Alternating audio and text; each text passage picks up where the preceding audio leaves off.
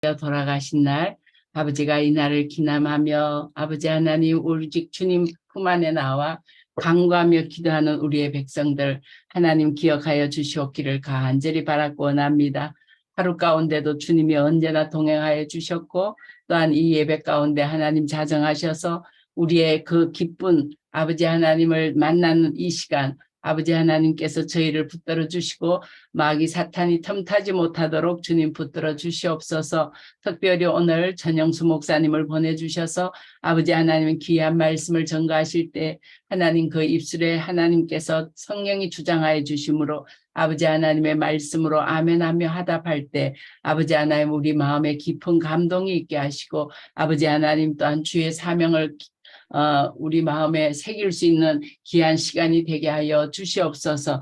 한 분 한 분 아버지 하나님 하나님의 사랑하심으로 아버지 하나님의 그 영혼 속에 아버지 하나님 주님의 생명과 또한 주님의 그 믿음으로 승리할 수 있는 이 시간 되게 하여 주시고 아버지 하나님 정말 늦은 시간 잠들지 아니하고 주님을 집중할 수 있는 귀한 시간이 되게 하여 주시옵소서. 모두를 축복하여 주실 줄 믿사옵고 거룩하신 예수를 받들어 감사하며 기도하였습니다. 아멘. 네, 감사합니다. 오늘 하나님의 말씀 사도행전 20장 24절 말씀입니다. 우리 다 같이 한 목소리로 같이 합독하겠습니다. 시작. 내가 달려갈 길과 주 예수께 받은 사명 곧 하나님의 은혜의 복음을 증언하는 일을 마치려 하면은 나의 생명조차 조금도 귀한 것으로 여기지 아니하노라. 아멘. 네, 오늘 우리에게 말씀을 전해주실 강사님 전영수 선교사님이십니다. 중국 선교 10년, 러시아 선교 21년 차 사역을 감당하고 계십니다. GMS 파송이시고 국제사랑재단 파송, 부산 운하교회 파송이십니다. 네, 시간 목사님 나오실 때에 할렐루야로 우리 환영하겠습니다. 할렐루야. 감사합니다.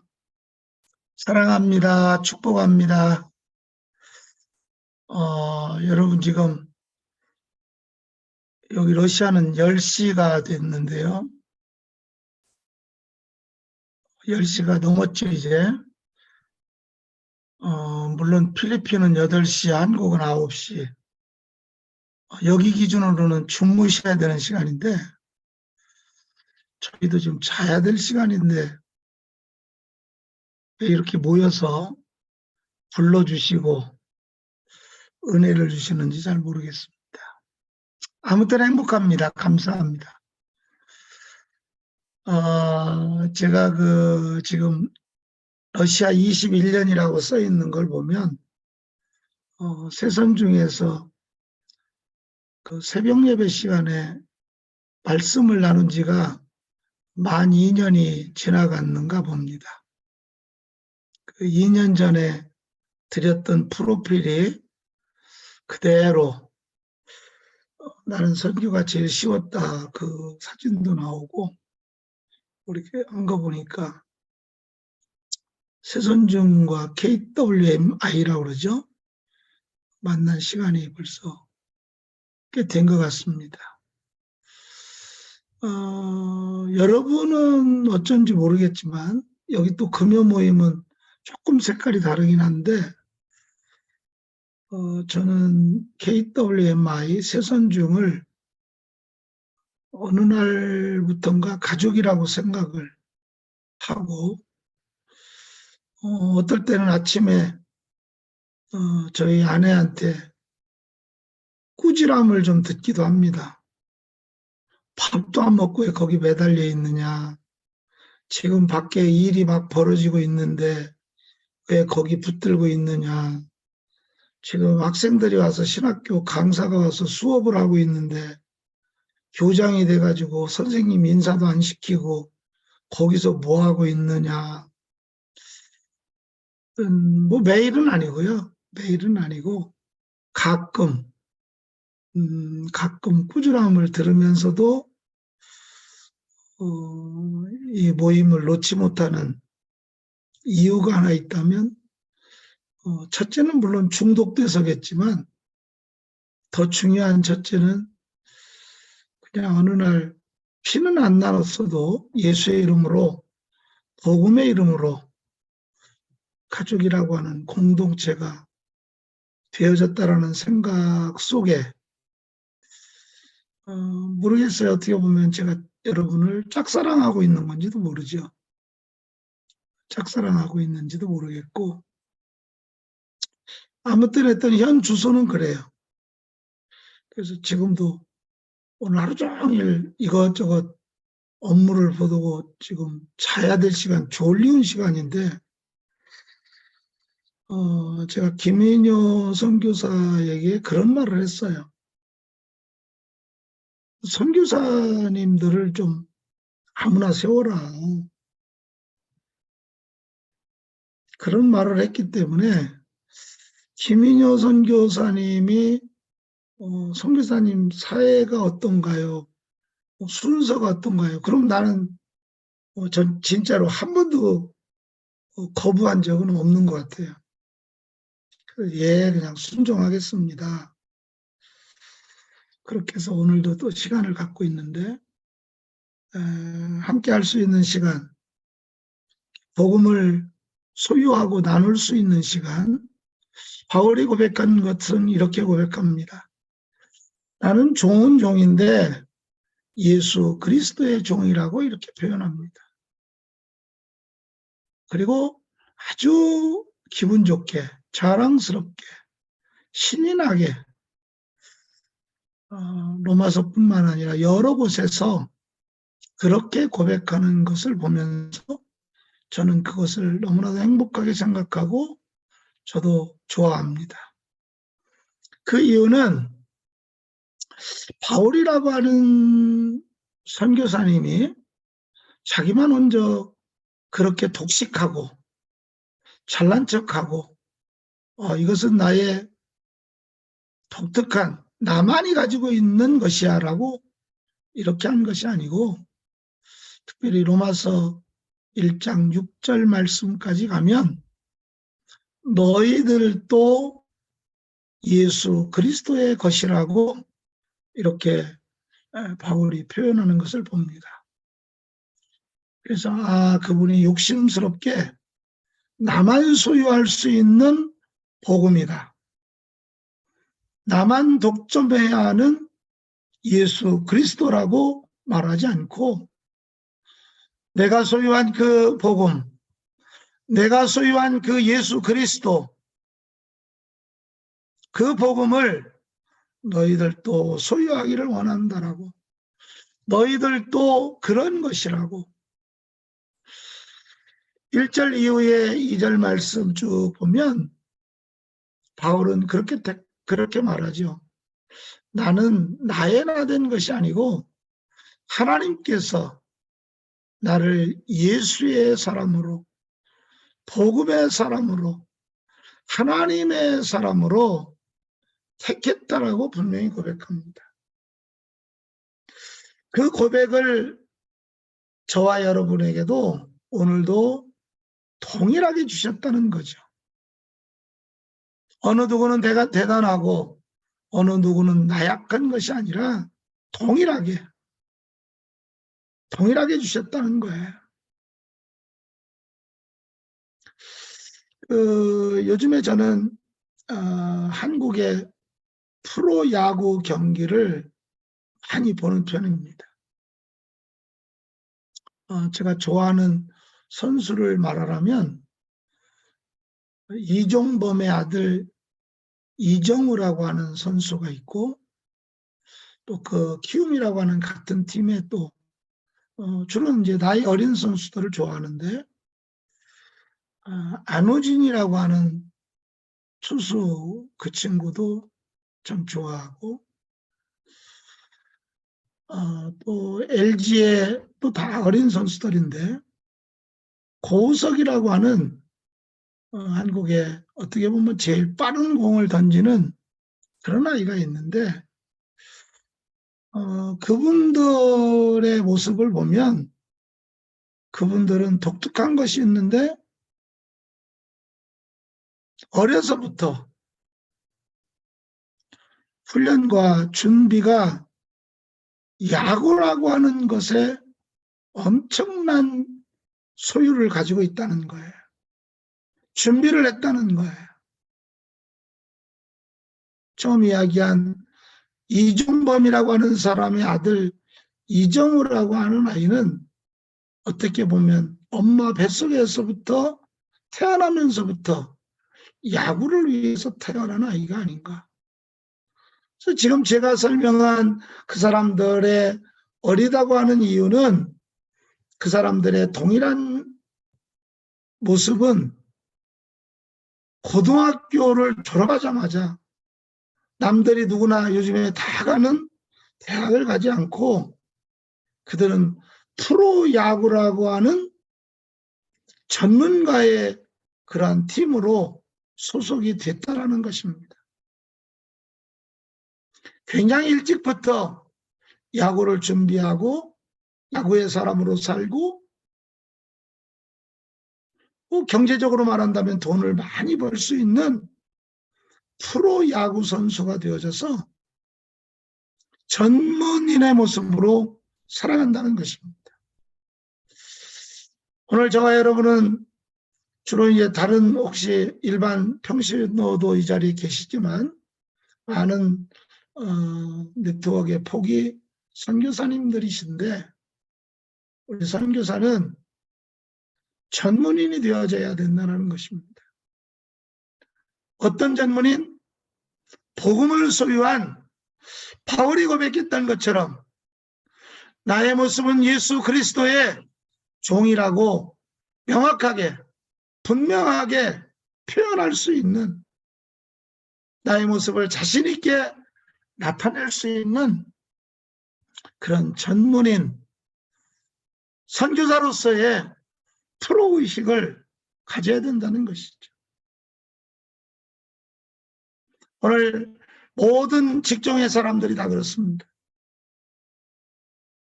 법관도 그렇고 의료계의 사람도 그렇고 교육계의 사람도 그렇고 경찰이든 군인이든 소방공무원까지도 심지어는 사람을 다루는 요즘에 한참 뜨거웠던 간호사분들도 프로의식을 가지고 살아갑니다. 전문인의 준비된 모습으로 그 의식을 가지고 살아간다는 것입니다. 오늘 함께 읽은 사도행전 20장 24절 말씀을 보면 사명에 대해서 말합니다. 생명이라는 단어도 나옵니다. 최선을 다하는 모습도 나옵니다. 나의 달려갈 길과 주 예수께 받은 사명, 곧 하나님의 은혜에 복음을 전하는 일을 마치려 하면은 죽을 때까지 이 일을 하면은 나의 생명조차도 조금도 귀한 것으로 여기지 아니하노라. 지금 본문의 말씀을 제가 다시 한번 읽었습니다. 한 단어 한 단어가 저 개인적으로 와닿습니다. 엄청 중요하게 생각합니다. 나의 달려갈 길. 제가 선교사로서만 지금 33년 됐습니다. 주의 길을 걸은 지 여러분 웃긴다고 생각하실지 모르겠지만 44년 됐습니다. 그러면 나이가 도대체 몇 살이길래 44년이라고 그럽니다. 일찍 시작했습니다. 아주 어린 나이에 한국어로 말하면 그걸 교육전도사라고 그러죠. 제가 주의 일을 한 지가 44년이 됐어요.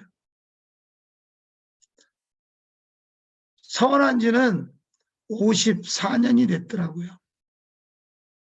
주의 일을 하겠다라고 내가 전문 직종 예수 그리스도의 사람으로 복음의 사람으로 헌신하겠다고 한 지가 54년 됐더라고요.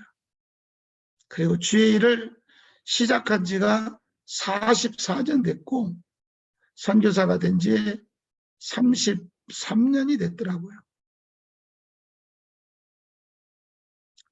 저는 1990년도에 미국 유학을 온전하게 준비했습니다.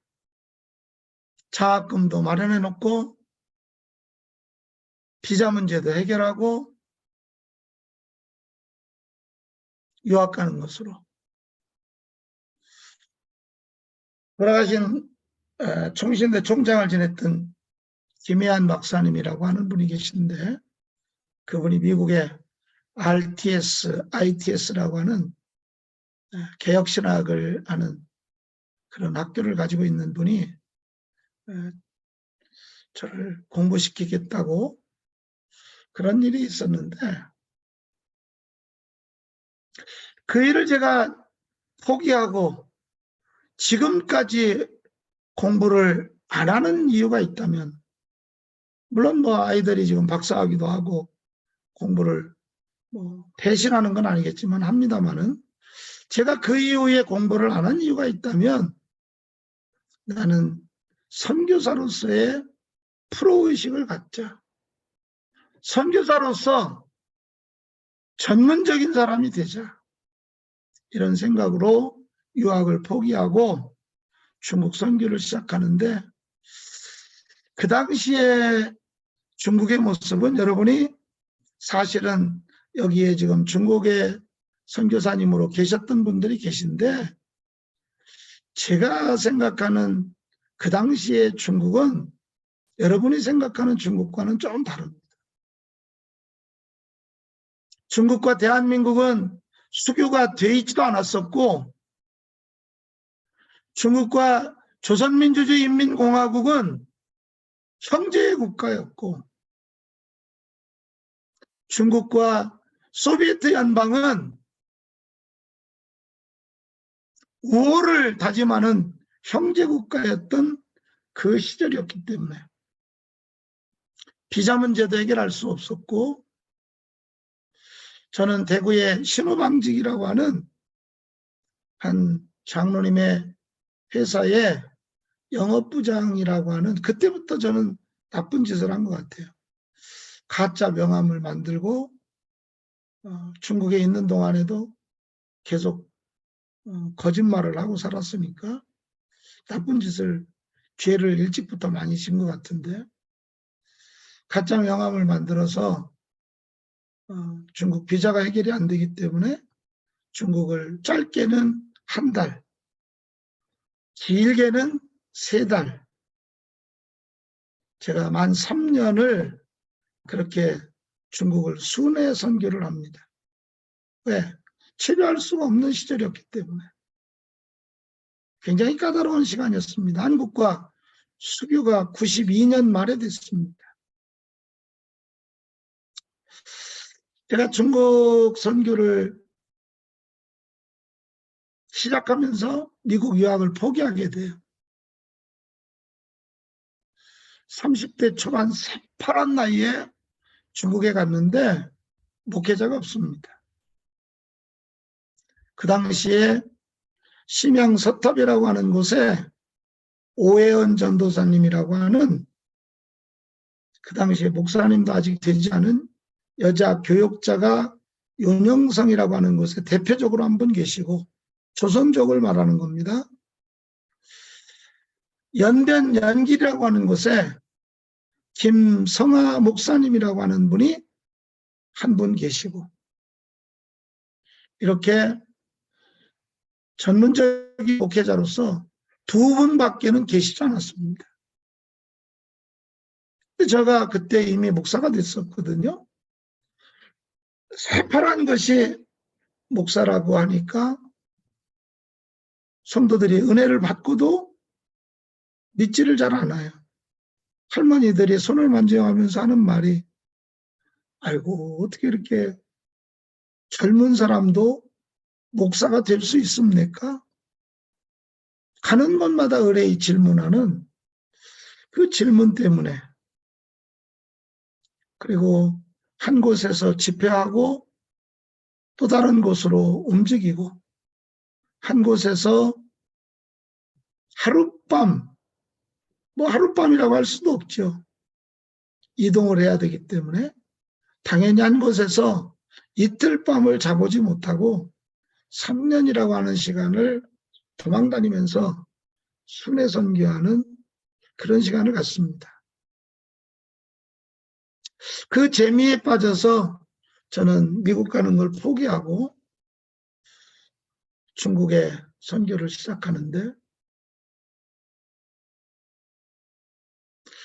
그 당시에는 좀 이해가 잘 안 되는 이야기인데, 논두렁 밭두렁을 통해서 걸어서 이동을 했고, 자동차 길이 있다라면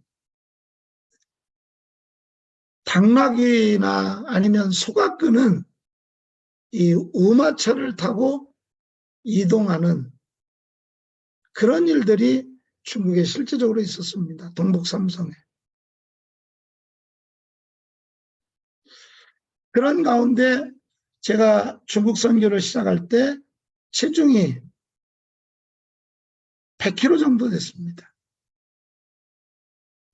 지금 90kg가 좀 되지 않는데, 그 당시에 30년 그 이전에 제가 체중이 한 100kg 정도 나갔는데, 체중이 85kg 뭐 이 정도 많이 빠지기도 하고, 3년 만에 어떤 일이 왔냐면 제가 간에 문제가 왔습니다.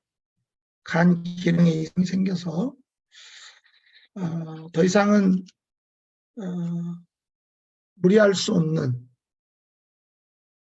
제가 기차를 타고 30시간 정도 움직일 때 워프라고 하는 누워가는 기차가 있는가 하면 잉쭈어라고 하는 앉아서 가는 기차가 있는데, 그 앉아서 다니는 기차를 타고 다닐 수밖에 없는, 왜 그런 재미가 있었냐면 그 안에서 복음을 전할 수도 있었고, 그 여비를, 그 당시에는 외국인은 외화라고 하는, 외피라고 하는 또 다른 인민피가 아닌 다른 돈을 써야만이 했던 그런 시절이에요.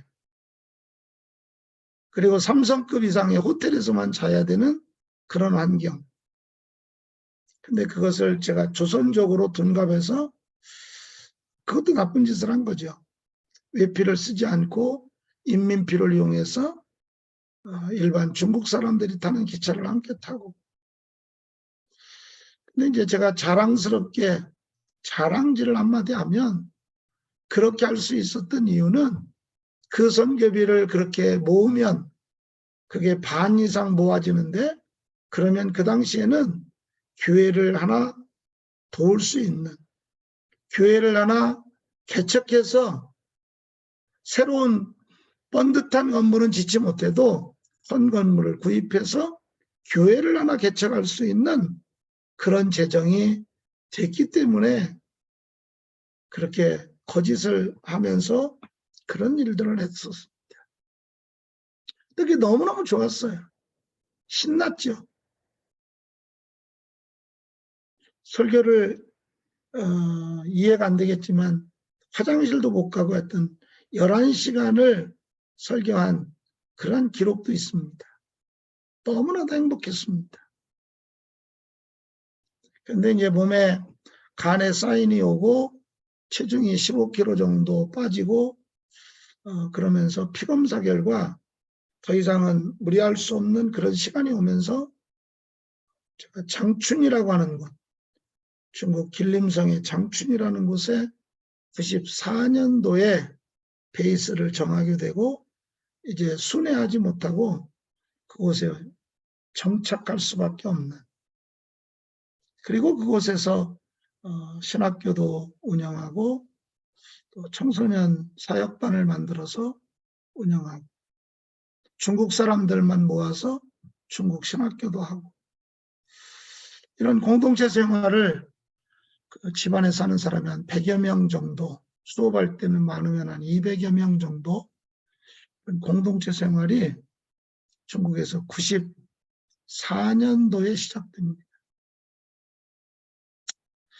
네,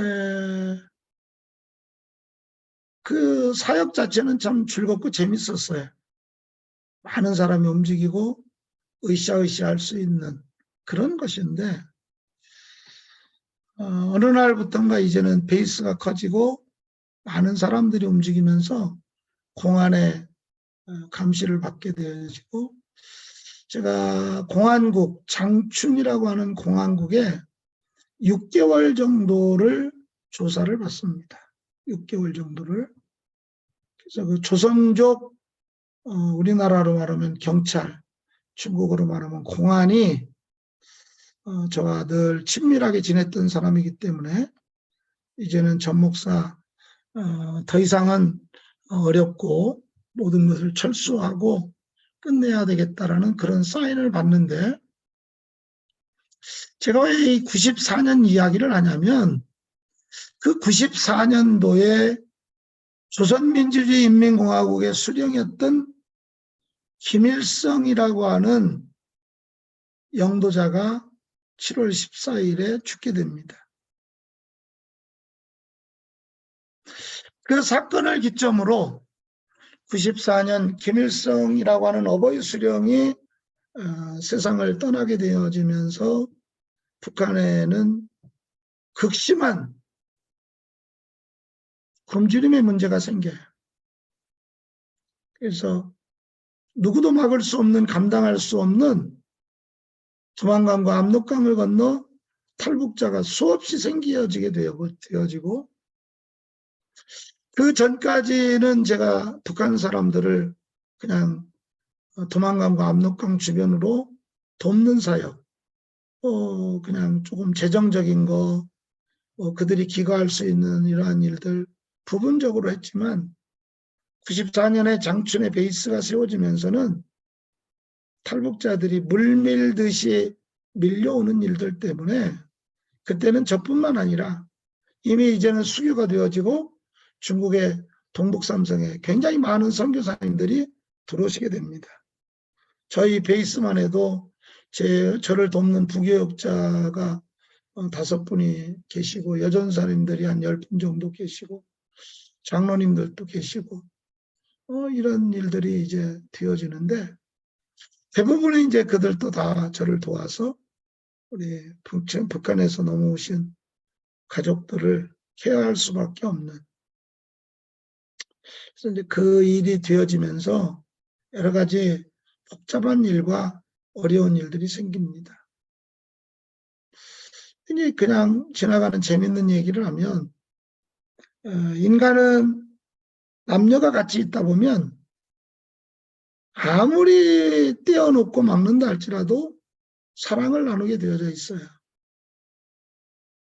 그러면 사랑만 나누면 되는데 사랑을 나누고 나면 아이가 생기죠. 그러면 저희 사모가 제일 힘들어했던 일, 저희 아내가 제일 힘들어했던 일은 그 아이를 출산해서 병원에서 탯줄을 자르고 그 산모가 거동도 힘든 그런 어려운 상황에서 병원에서 도망 나와야 하는, 탈출시켜야 하는 그런 일이 이제 제일 우리 아내로서는 어려웠던 일인 것 같고 우리 북한 식구들의 또 한 가지 특징은 믿거나 말거나인데 남자가 여자를 그렇게 구타를 합니다. 남편이 아내를 엄청나게 많이 이렇게 때려요. 그래서 이게 이제 북한이 그 가부장적인 것이 제가 볼 때는 우리 남쪽보다도 더 강한 그런 민족성을 가지고 있다라고 저는 판단하는데 그런 일들, 많은 일들이 생기는데 어떤 결정적으로는 99년 8월 21일에 09시 그날이 주일이었는데 제가 사실은 이렇게 구체적으로 과거사를 이야기 안 하는데 그 특별히 여기 지금 황일주 목사님이 계신지 모르겠는데 좀 어려운 이야기, 감옥 간 이야기를 자꾸 하라고 나를 갖다 협박해가지고 지금 내가 굉장히 어려운 이야기를 지금 나누고 있는 겁니다. 그래가지고 99년 8월 21일 09시 주일인데요. 저희 사역이 그때 엄청나게 활성화되어져 가지고 학교가 여러 개고 어떤 아울리치를 멀리는 북경상해, 가깝게는 연변 백두산까지 이렇게 여러 팀이 흩어져서 우리 사역자들이 밖으로 다 흩어지고 집에 남아있는 사람이 73명이었습니다. 다 흩어지고 남아있는 사람이 73명. 그 73명 중에는 대한민국 사람, 우리 부모님, 우리 부부, 우리 두 아들을 비롯한 우리 사역자들 몇몇, 그리고 중국 한족들, 그리고 한국에서 잠시 들렸던 광주 첨단중앙교회 목사님을 비롯해서 목회자들, 그리고 중국의 조선족들. 제일 중요한 인물은 우리 조선민주주의인민공화국에서 배고파서 넘어와서 살 길을 찾으러 대한민국이 아니면 또 다른 제3국을 가기 위해서 넘어온 그 식구들이 그중에 한 30여 명 남아 있었습니다.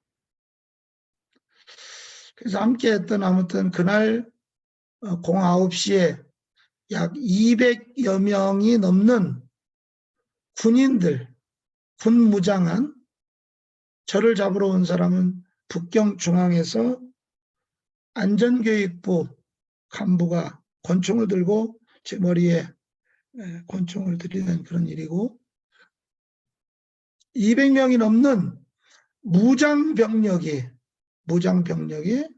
우리 집을 2겹, 3겹,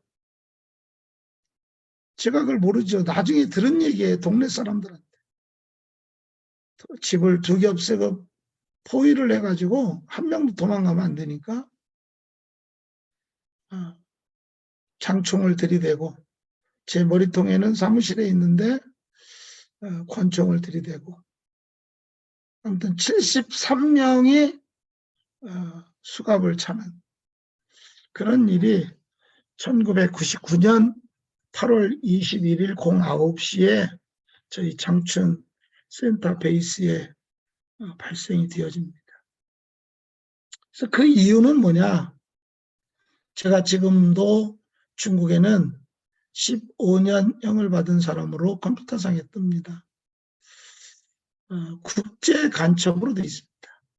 중국과 북한과 대한민국 3개국의 정보를 탈북자들을 통해서 빼낸 사람으로 저는 국제 간첩이라는 죄명을 쓰게 됐는데,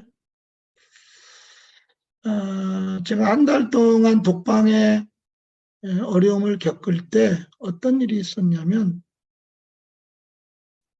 정말 체중이 엄청나게 빠질 수밖에 없었고요. 그리고 온 몸이 다 부어가지고 뭐 여러 가지 고문과 몸의 육체적인 고통은 뭐 이루 말할 수 없지만, 일단 잠을 재우지 않고 밤 새벽 1시에서 5시 정도 되면 신문을 하는데, 매일 부동자세라고 군인들이 쓰는 부동자세로 세워놓으면 사람 몸이 부종욕이 돼 있습니다. 붓게 돼 있어요. 그러면 손가락 마디마디도 이렇게 구부러지고 펴지지 않습니다. 부종이 오면 이 손이 다 붓고 팔다리, 무릎 관절까지, 발가락까지 모든 것이 이렇게 탱탱 붓습니다. 부기가 오면 이 몸이 이렇게 구부러지지 않는 그런 현상이 오더라고요. 그래서 이렇게 해서 순교하는 것이구나. 그리고 그들이 저에게 계속 협박한 것은 당신은 조만간 북한으로 이송될 것이라는 협박을 엄청 많이 했어요. 그래서 이렇게 해서 내가 북한에 끌려가서 종신형을 받게 되는 거구나. 온갖 생각을 다 하게 되겠죠. 온갖 생각을 다 하게 되는데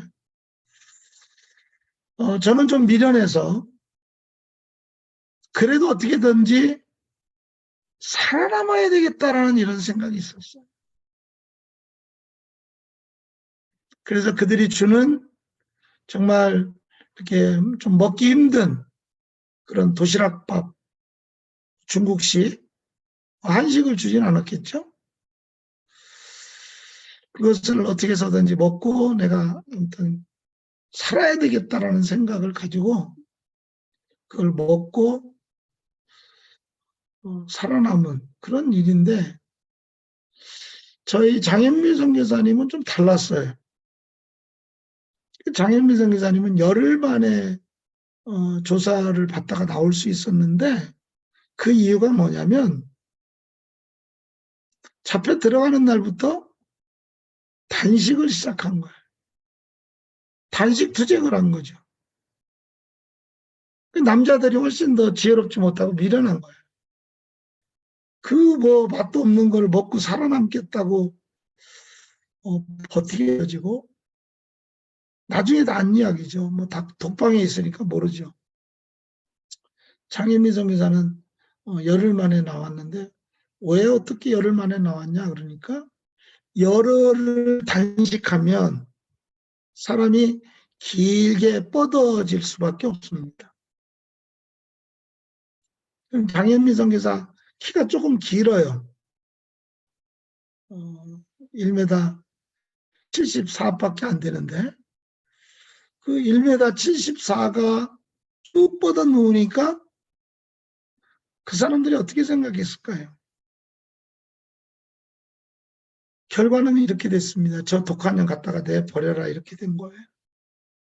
그래서 죽기 전에 죽게 생겼으니까 국제 문제가 생기니까 장현미 선교사는 열흘 만에 단식 중에 자유함을 얻는. 그리고 저희 부모님은 하루 만에 자유함을 얻었어요. 왜 그랬냐면 저희 두 아들이 그 당시에 12살, 13살 어린아이였거든요.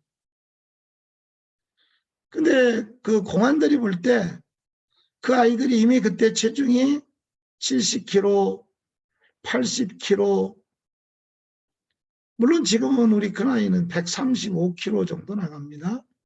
작은 아이는 120kg밖에 안 나가요. 형보다 조금밖에 안 나가요. 조금 나가요.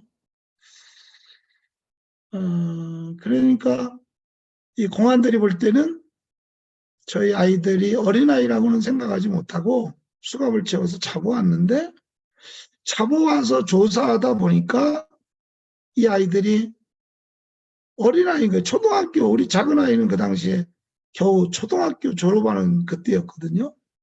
중국 소학교.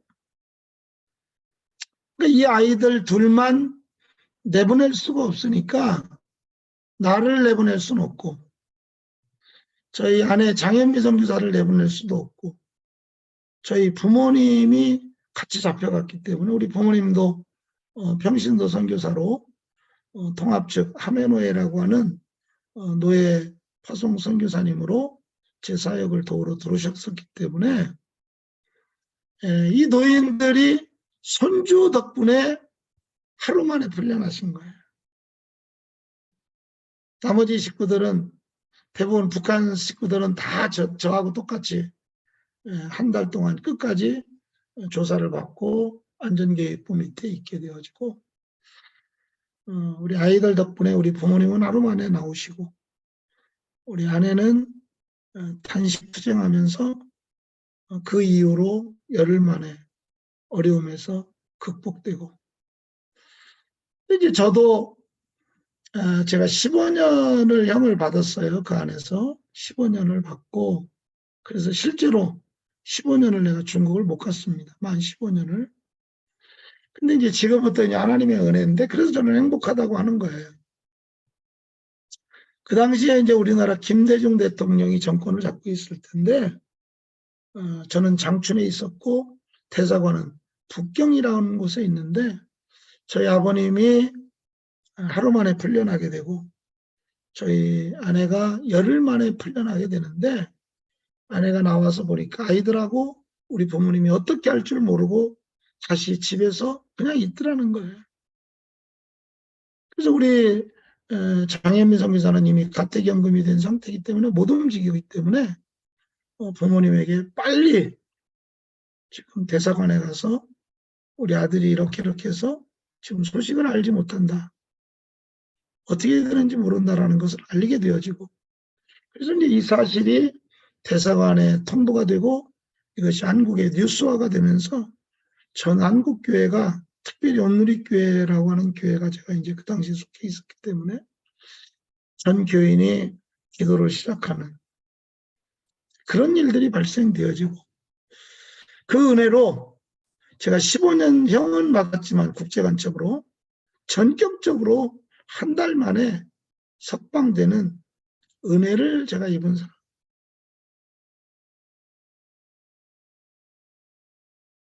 여러분 뭐 기분 나쁘셔도 할 수 없습니다. 왜 이렇게 빨리 나왔냐고, 뭐 다 은혜가 그런 거예요.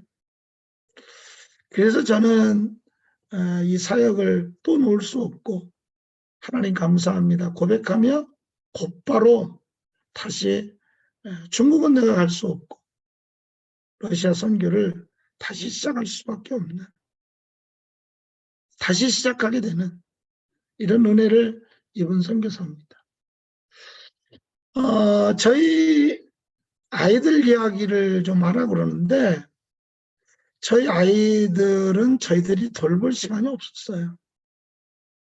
저희 아내가 기본적으로 30세 때 100명 이상의 식구들을 밥을 해서 전체 책임을 지고 먹여 살려야 됐기 때문에 두 아들만 따로 밥상을 차려주고 두 아들만 어떻게 신경 써서 케어할 수 있는, 학교를 보낼 수 있는 그런 게 없었어요. 그냥 공동체 안에서 밥 먹고 공동체 안에서 예배하고 기사를 통해서 학교를 가게 되고 기사가 또 집에 데려오고, 이런 생활을 저희들이 정말 아이들을 케어할 수 있는 그런 상황이 없었어요. 근데 하나님이 일단은 중국에 가서 중국 소학교를 다녔기 때문에 중국어를 완전하게 배울 수 있는 기회를 주셨고, 아이들이 나와서 이제 한국에 먼저 나가게 되는데, 아이들이 둘이 손을 잡고 그렇게 기도했다는 거예요. 하나님, 우리 아버지가 지금 소식이 없는데, 우리 아버지가 지금 잡혀가서 지금 어떻게 됐는지, 어디에서 어떻게 됐는지 모르는데, 하나님, 우리 아버지를 살려주시면 우리가 하나님의 일을 하겠습니다. 엄마 아버지가 하는 일을 우리가 하겠습니다. 라고 기도했다는 거예요. 그래서 저는 15년 실형을 받았지만, 국제간첩으로 15년형을 받고 북한으로 끌려갈 수도 있었지만 한 달 만에 석방이 된 거예요.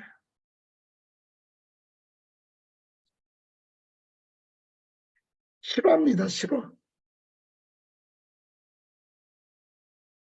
그래서 두 아이가 지금 현재 큰아이는 한국의 통합축교단에서 마지막 훈련으로 지금 선교지를 나가기 위해서 분당의 새벽교회라는 중형교회에서 지금 사역을 마지막 단계를 하고 있고, 작은 아이는 미국에서 교육학으로 교육선교를 위해서 며느리와 함께 공부하면서 다음 달부터 미국의 초대형 교회라고 하는데, 맥그린 바이블 처치라고 하는 워싱턴 DC에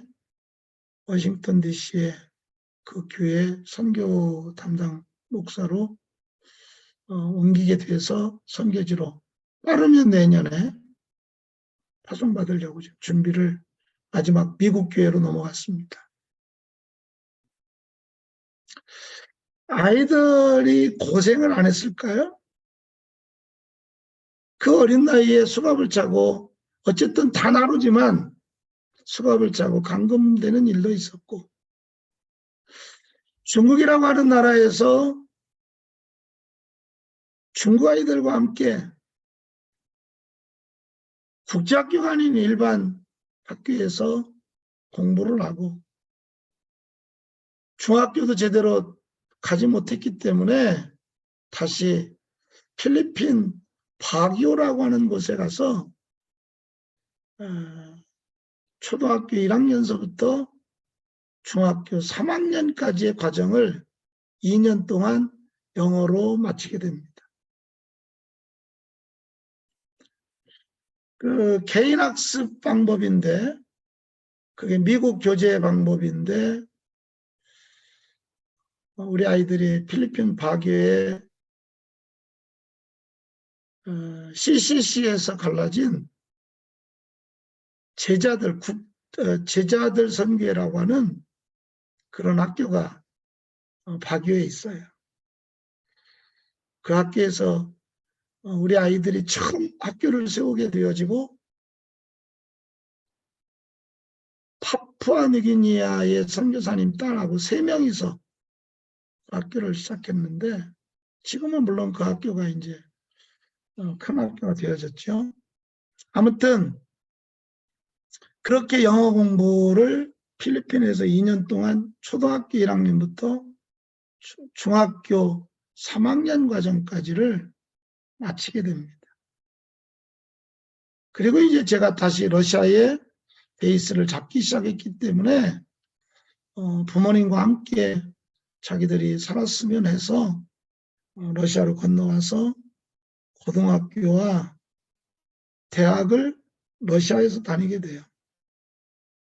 물론 선교지에 외람된 이야기지만 선교사님들이 자녀들을 서울대, 연고대, 조금 연약하면 한동대. 근데 저희 사모는 아이들을 한국에 보내지 않았어요. 너희들이 앞으로 선교사로 헌신해서 살 것인데 한나라 언어라도 제대로 배워야 더 하나님이 쓰시기에 프로페셔널한 선교사로서의 준비가 된다라는 그런 생각, 일념으로 한국의 안동대를 가면 그 당시에 제가 온누리교회 선교사이기 때문에 이사장이 서용조 목사였습니다. 장학금을 받을 수 있죠. 근데 러시아에서 한 학기에 4,000달러가 되는 학비를 두 아이가 학비를 내면서 한국에 안 가고 러시아 대학을 졸업하는, 제가 이 과정을 이야기하는 이유는 우리 두 아이가 여기에 있을 때 이미 체중이 100kg 정도 나갑니다. 제가 숫자를 이야기하는 것은 여러분이 잘 생각하셔야 돼요. 100kg라고 하면 아무리 나이가 어려도 덩치가 굉장히 크다는 말입니다. 그러면 두 남자를 합쳐놓으면 200kg가 되기 때문에 둘이 움직이면 웬만하면 어려움을 당하지 않습니다. 근데 러시아에는 스킨헤드라고 하는 것이 있어요. 여기가 유럽이기 때문에 그렇습니다. 유럽 사람들은 동양인을 보면, 특별히 4월 달에 히틀러 생일이 되어지면 이유와 조건이 없이 동양인을 무조건 두드려 패는 그런 나쁜 습성이 있습니다. 그걸 우리는 영어로 스킨헤드라고 그러죠. 그래서 15명의 러시아 애들이 집단으로 밤에 집에 돌아오는 두 아이를 폭행을 해가지고 아이들이 눈이 찢어지고 머리가 깨어지고 병원에 입원할 수밖에 없고,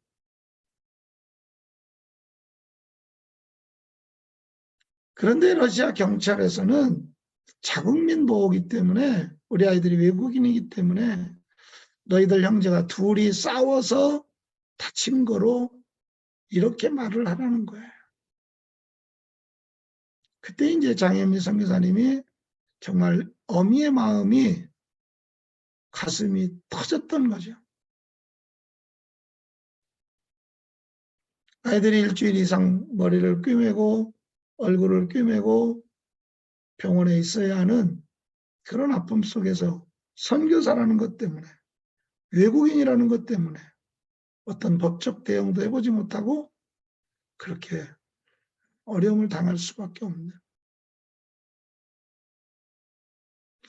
그리고 나서 아이들은 또다시 언어권을 벗어나서 미국을 가게 됩니다. 근데 미국을 그냥 간 게 아니고요. 아이들이 광나루에 장신대라고 있죠. 통합 측에. 장신대 학교를 가기로 결정을 하고 서울의 서초동에 있는 교회를 교육전사로 섬기는 일까지도 이야기를 하고 여기 대학을 졸업하고 이제 여기는 신대원이 없잖아요. 그래서 장신대 신대원을 가는 거로 그렇게 마음을 결정을 다 했는데 온누리교회에서 어느 날 갑자기 연락이 온 거예요. 두 아이가 장신대를 가면 장학금이 없고 그 이유는 온누리교회 정도면 장신대 수석 졸업자도 쓸 수 있다는 거예요. 능력이 탁월한 졸업자를 얼마든지 스카웃해서 쓸 수 있다는 거예요. 그래서 장신대를 가는 것은 아무 가치가 없어서 장학금을 줄 수 없고 미국의 정한 학교, 그것도 보수적인 학교여야 되고 그 학교가 이제 바이올라 탈봇이라는 학교인데 그 학교로 가야만이 5년 풀 스칼라십을 주겠다는 거예요. 그 아이들을 미국을 안 보낼 수가 없는 거예요. 그래서 여기 러시아 대학 졸업도 못하고 같은 9월 학제이기 때문에 가을 학기이기 때문에 학교 졸업식도 못하고 두 아이는 갑자기 미국 서부에 있는 바이올라 탈봇 신학교로 두 아이가 가게 됩니다. 그래서 그곳에서 온누리교회에 5년 풀 스칼라십을 받게 되어지고 얼바인 온누리교회에 교육자 생활을 하면서 생활을 하게 되는 그것이 지금까지 주의 길을 가는 일에 벗어나지 않고 지금 이야기한 길에 어려움을 이야기하면 큰아이가 다시 한국에 나와서 자기가 원하던 장신대 신대원을 한번 떨어지고 재수해서 입학을 해서 졸업을 했습니다. 그 이유가 뭔지 아시나요? 미국에서 MDB를 하는 과정 가운데 1년을 남겨놓고 아이가 미국을 포기하고 한국에 나와서 군대를 갔어요. 그리고 나서 군대를 마친 후에 다시 가라니까 안 간다는 거예요. 이유가 뭐냐? 장학금을 받고 미국에서 생활을 했지만 저희들이 단돈 100불도 두 아이에게 도와주지 못했기 때문에 큰아이가 경제적인 고통을 미국에서 엄청 받았던 거예요. 장학금은 받지만 교회 사례 1,500불 받는 거 가지고는 자동차 굴리고 월세 내고 살기가 너무나도 힘들었던 거예요. 그래서 동생만 그냥 밀어주고 자기는 군대를 가고 다시는 미국을 안 간다고. 그래서 결국 마지막 학기를 포기하고 미국을 안 가게 되어지고 장신대를 다시 재수해서 입학해서 졸업한 그런 사건이 있는데, 제가 이런 이야기를 정말 우리 황일주 선교사 때문에 지금 처음 하는 건데, 어려운 이야기 하기가 되게 힘드네요. 어려운 과정이 저희들 가운데 없던 것은 아니고요. 제가 다시 2000년도에 중국에서 99년 쫓겨나서 러시아로 들어올 때 저는 실패한 선교사가 됐습니다. 광주 얼광교회라고 하는 통합적 교회가 있는데, 그 교회가 한 5,000명 정도 모이는 나름대로 지방에서 큰 교회입니다. 담임 목사는 김유수 목사님이라고 하는 분인데 5년 전에 은퇴하셨는데, 제가 중국에서 나오고 나서 그 교회가 저를 파송하기로 했지만 그 교회 장로님 중에 한 분이 거부하는 거예요. 전영수 선교사가 중국에서 사역을 크게 벌렸고 사고를 쳤는데, 러시아로 가면 분명히 또 사고를 치고 사역을 벌릴 텐데, 재정적으로 여러 가지, 물론 중국의 그 교회에서 굉장히 많은 재정이 움직였습니다. 제가 중국에서 쫓겨날 때 약 30억 정도를 중국에 두고 나왔거든요. 빼앗기고 나왔죠. 그 당시에 30억이면 선교사로서는 여러분 상상을 초월하는 돈일 수 있습니다. 그 사실을 광주 월광교회가 알기 때문에 어느 한 장로님이 당회를 하면서 손을 든 거죠. 목사님, 파송하는 건 좋은데 어떻게 저 사람을 감당하려고 합니까? 그 말을 제가 간접적으로 듣게 되고 목사님에게 연락해서 내가 파송을 받지 않고 러시아로 그대로 출발합니다. 제가 지금 이력에 학교나 이런 것을 아무것도 기록하지 않고 파송 받은 것만 3개를 기록한 이유가 있습니다. 처음부터 그렇게 선교단체, 교단, 교회, 파송이 있던 게 아니에요. 제가 부산운학교회라고 하는 파송교회가 있는데 그 교회가 8년 전에 선교비 50만 원 주면서 나를 러시아 선교사로 8년 전에 파송한 거예요.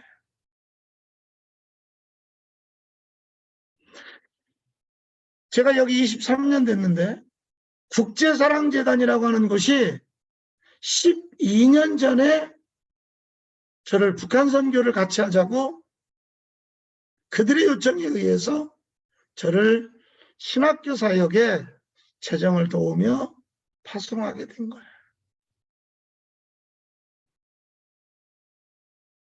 이 이야기는 내가 러시아 처음 들어왔을 때 굉장히 어려웠다는 거예요. 왜? 한번 실패한 선교사기 때문에. 한국 교회가 그렇게 말하더라고요. 저는 실패하지 않았어요. 도둑질한 적도 없고 사기친 적도 없고 중국의 어마어마한 재산권과 사역자들을 두고 15년이라는 발걸음을 옮길 수 없는 그런 상황이었지. 내가 한 번도 중국에서 목사의 신분을 숨긴 적도 없고 거짓으로 사역한 적도 없고 실패하지 않았어요. 그러나 북한 사람을 도왔다는 이유로 국제간첩으로 어려움을 당한 것밖에 없어요. 그런데 한국 교회는 그렇지 않더라고요. 물론 온누리교회처럼 지금도 도우며 기도하는 교회가 있지만 대부분 선교비를 끊고 파송을 끊게 되어지고 그러더라고요. 정말 제가 여기 와서 지금 건물을 한국 평수로 2,000평 정도를 건축을 하고 지금 오늘도 교회 공사하다가 올라왔는데 처음에 벽돌을 주스러 다녔어요. 우리 장현미 선교사가 10년 동안 물이 없는 집에서 살았어요. 물을 기르다가 먹었어요. 기르다가 빨래했어요. 손빨래 했다는 거죠. 수도가 안 나오는데, 뜨거운 물이 안 나오는데 세탁기를 쓸 리가 없죠.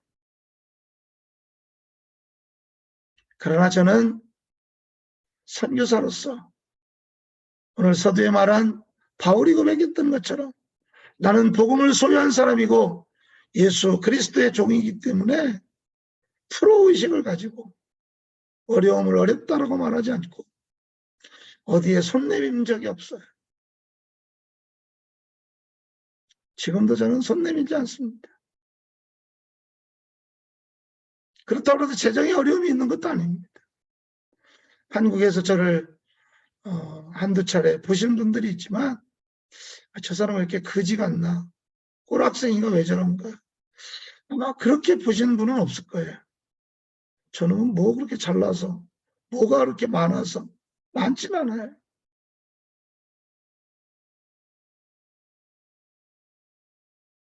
그러나 저는 선교사로서 나는 프로라고 하는 생각을 가지고 살아갑니다. 한 번 선교사는 영원한 선교사고 우리 큰아들이 미국에서 생활고가 어려워서 미국을 뛰쳐나와 다시 장신들을 공부했지만 그 아이들에게 우리의 가난한 모습은 보여준 적은 없어요. 재정적인 돈을 가난한 것을 안 보여줬다는 게 아니라 늘 하나님의 사람으로 가난하지 않다라고 하나님의 나라를 꾸며나가는 일에는 우리는 모든 것이 채워져 있다라고 말은 하지 않았지만 그런 삶을 보여줬습니다. 지금도 동일합니다. 저는 이곳에서 교회를 지금 중국에서 물론 30개를 내가 교회를 개척해서 도왔고 짧은 시간에 여기서는 긴 시간이지만 6개밖에 하지 못했어요. 왜? 여긴 추운 지방이라서 교회 건물 아무리 조그맣게 만들려고 해도 1억이 더 들어갑니다. 추운 지역이라서. 6개를 지금 하는데 지금도 저는 제가 직접 개척하고 직접 건축을 하고 현지인이 세워지면 보통 3년 정도면 교회를 완전하게 건물까지 재산권까지 다 이양합니다. 제가 지금 살고 있는 집 한 300평 정도 되는데 이 집만 제 이름으로 돼 있고 모든 재산권이 현지인 이름으로 다 이양이 끝나 있습니다. 저희 부부는 오늘이라도 내일이라도 은퇴해도 됩니다. 제가 한국에 나간다 할지라도 교회가 6곳이 있지만 어느 교회도 걱정하지 않습니다. 이미 다 이양했기 때문에 현지인들에게 맡겼기 때문에. 그러나 제가 재정이 풍부해서 그런 것은 아니고 나는 프로이기 때문에 나는 하나님의 사명받은 선교사이기 때문에 나에나 된 것이 아니고 주께서 그렇게 택하셨기 때문에 그래서 오늘 사도행전 20장 24절 본문을 감히 택해봅니다. 제가 존경하는 선교사님이 딱 한 분 있는데 63세에 돌아가셨어요. 오늘의 교회에 2,000명이 넘는 선교사를 파송하게 된 그 장본인 고 김사무엘 목사님이라는 분이 있어요. 우리 세선 중에 그 아래도 한번 나왔었고 그 일을 하는 김창옥 전사라는 사람도 나왔었고 그의 제자로 따라다니던 노규석이라고 하는 목사도 나왔었고 그 김사무엘 목사님의 제자, 아내 그리고 그를 멘토로 생각하는 그런 분들이 여러 명이 세상 중에 왔었어요. 근데 그 어른은 63세에 돌아가셨어요. 하나님 앞에 저는 순교했다고 생각해요. 이라크와 바그다드에서 돌아가시면서까지도 바그다드를 외치다가 돌아가신 분이 고 김사무엘 선교사님. 저는 목사 중에서도 유일하게 한 사람을 존경하는데 그 사람이 바로 고 최영주 목사인데 그 사람도 65세에 세상을 떠났어요. 거의 죽을 때까지, 마지막은 아니지만 거의 죽을 때까지 앉아서 설교하던 강단을 지키다가 돌아가신 분. 그보다 더 중요한 것은 죽는 그날까지 선교에 초점을 놓치지 않고 지금도 그 교회가 계속해서 선교할 수 있는 이유는 돌아가신 지 지금 12년 차가 되는데도 계속해서 선교의 끈을 오늘의 교회가 놓지 않는 이유는 고 하영주 목사가 그러한 하나님 앞에 프로정신이 있었다는 거예요. 사도행전 29장을 계속 써가는 나는 하나님께서 택한 프로라고 하는 목회자지만 선교의 사명으로 그리고 김사무엘 선교사님은 일본과 북한 선교를 위해서 마지막은 아프가니스탄에서 돌아가시는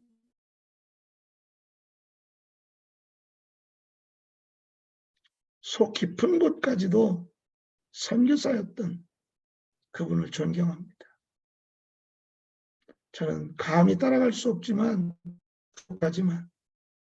그렇게 되어지기를 소원합니다. 감히 그래서 오늘 나눌 수 없는 사도행전 20장 24절 말씀을 감히 본문으로 정해서 나누고 있습니다. 오늘 저 아래 여러분이 예수의 사람이라면 본문으로 돌아가는데 변하지 않는다는 것은 불가능한 것입니다.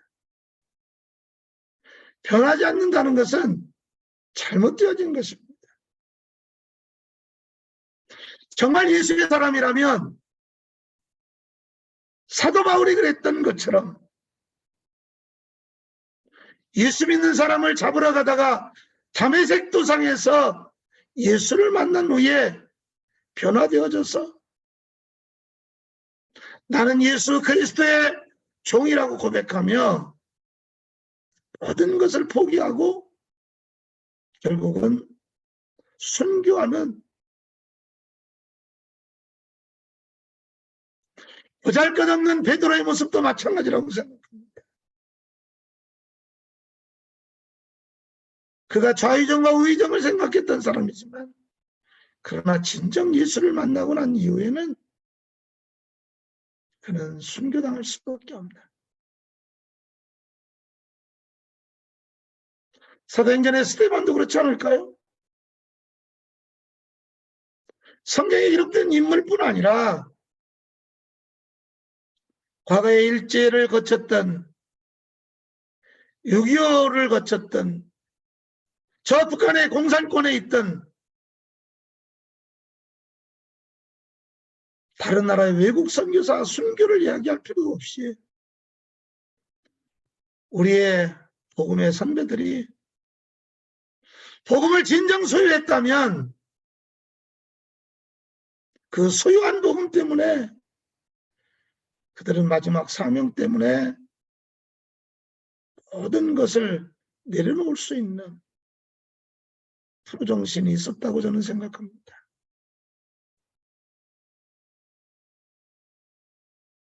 오늘 새삼중이 KWMI가 그런 모임과 저는 단체라는 단어를 쓰기는 싫습니다. 조직이라는 단어도 쓰기 싫습니다. 제가 어마어마한 한국의 어린 나이지만 한국의 최고의 선교단체의 행정실장, 비서실장도 지내봤어요. 신봉수 목사가 알아요. 단체? 제가 있던 단체가 한국에서 선교단체 중에 돈이 제일 많던 단체예요. 충현교회 제가 김창현 목사님 밑에 있었기 때문에 현실의 권사가 바친 기증한 재정만 해도 어마어마합니다.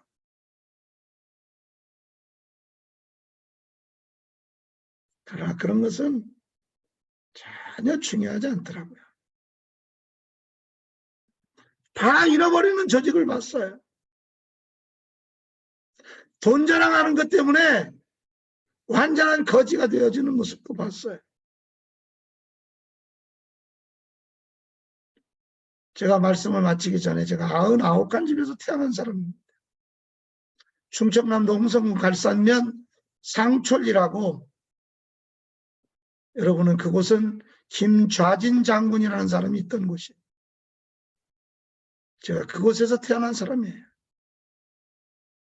그런데 저는 땅 한 평도 받지 못했어요. 왜? 우리 할머니가 교회를 3개를 개척했는데 용문산 기도원 출신이에요, 우리 할머니가. 예수 믿는다는 것 때문에 우리 할아버지한테 맞기를,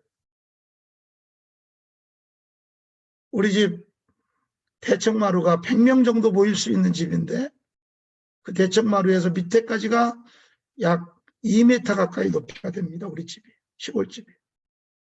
우리 할아버지가 그곳에서 우리 할머니 예수 믿는다고 집어 던져서 쭉 뻗어서 죽었다가 살아나고,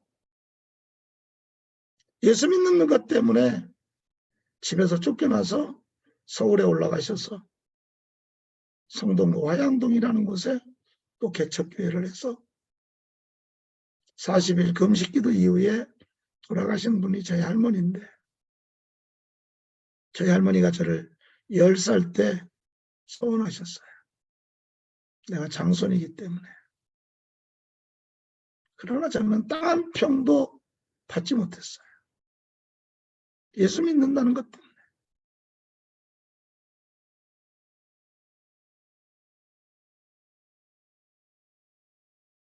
오늘 저와 여러분이 특별히 지금 이 모임은, 물론 금요 모임은 조금 색깔이 다르긴 하지만 세선중 모임이기 때문에 세선중이 그런 프로의식을 가진 모임이 되어지기를 축복합니다.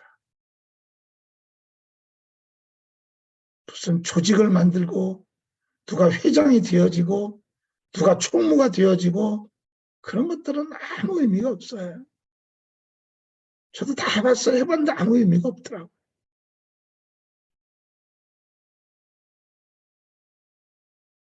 오늘 정말 프로의식을 가진 하나님의 사람으로 복음을 소유했다면 변화되어지는 그런 모습이 저와 여러분의 마지막 삶이 되어지기를 다시 한번 주님의 이름으로 축복합니다.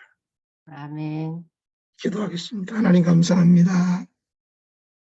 저희들 부족하고 연약합니다. 그러나 하나님 사용하여 주셔서 감사합니다. 오늘 말씀처럼 나의 나된 것이 아니고 하나님이 택한 것이고, 내가 할 수 있는 것이 아니고 하나님이 할 수 있는 것이기에 하나님 앞에 맡길 수 있는 프로의식을 갖게 하여 주시옵소서. 그렇게 행하신 하나님을 찬양합니다.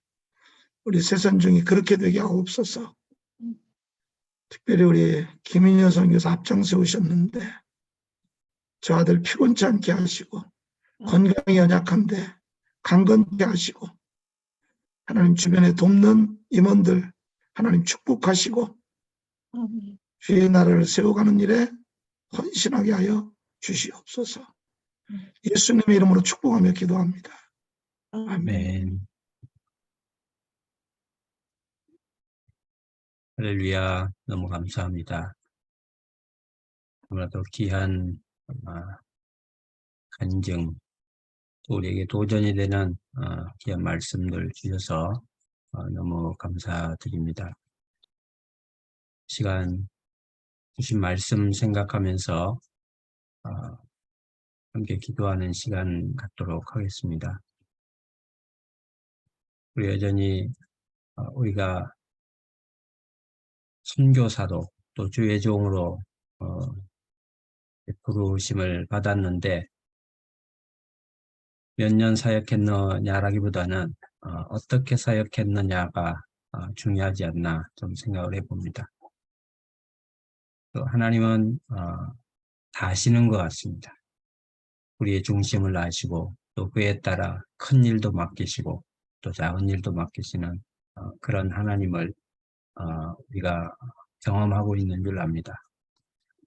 오늘 우리에게 정말 귀한 말씀을 이제 주셨기 때문에 이 말씀 가지고 이 말씀의 기도의 제목 가지고 함께 기도하고 또 우리의 동료들이 여전히 고통 가운데 있는 우리 동료 선교사님들이 너무나도 많이 계십니다.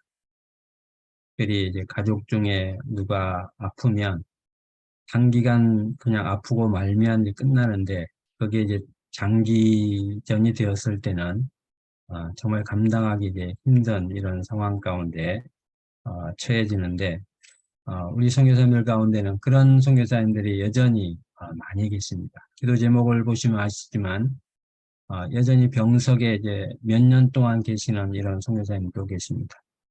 그러면 거기에 또 간호하는 가족들이 딸려야 되고 또 재정적인 부담도 여전히 따르는 이런 부분들이 많이 있습니다. 비단 육신의 연약함 뿐만 아니라 또 우리 유창모 선교사님처럼 또 벗어나고 싶지만 또 우리의 뜻대로 벗어나지 못하고 있는 그런 문제를 안고 있는 또 이런 많은 선교사님들도 많이 계시고 또 가정에 또 가족에 육신이 아닌 또 여러 가지 문제를 안고 있는 이런 문제들이 우리 안에 참으로 많은 것 같습니다. 이 시간 기도 제목 하나하나 살펴보면서 함께 기도 하도록 하겠습니다.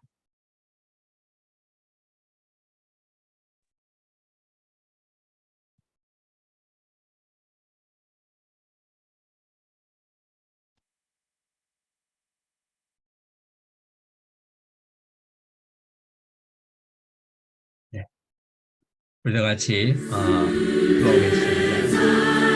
살아계신 아버지 하나님, 은혜와 사랑을 진심으로 감사합니다. 마이크를 다 켜시고 함께 간절히 기도하는 시간 갖도록 하겠습니다.